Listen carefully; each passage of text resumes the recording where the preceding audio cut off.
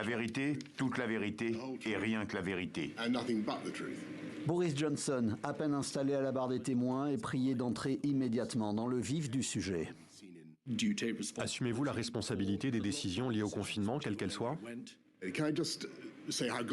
Puis-je simplement dire que je suis content de participer à cette enquête et que je suis désolé pour la douleur, la perte et la souffrance des victimes du Covid.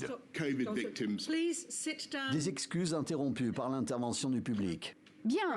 Les huissiers, pourriez-vous leur demander de partir?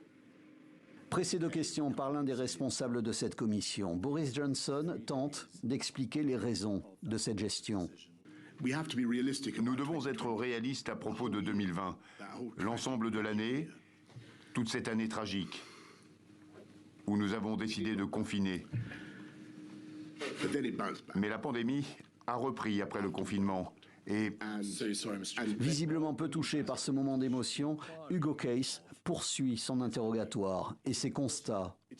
Boris Johnson prend les coups, dont celui-ci, à propos de la culture qui régnait dans les bureaux du Premier ministre. Une orgie de narcissisme. Il est également question de complexe de Dieu, de problèmes de leadership, de toxicité. Boris Johnson désapprouve, mais il lui est principalement reproché d'avoir tardé à ordonner le confinement. Il le reconnaît. Nous avons systématiquement sous-estimé la vitesse de transmission, le nombre de cas.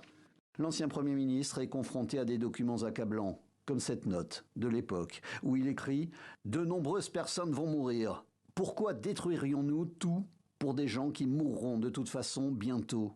traitant les personnes âgées hospitalisées de bloqueurs de lit. Au terme de ce premier des 2 jours d'audition, une dernière épreuve l'attend. Des cris et des pancartes explicites comme celle-ci. « Boris a tué mon mari ». La Covid au Royaume-Uni a provoqué la mort de plus de 232 000 personnes, 40 000 de plus que l'Italie, 65 000 de plus que la France, 2 pays de taille comparable.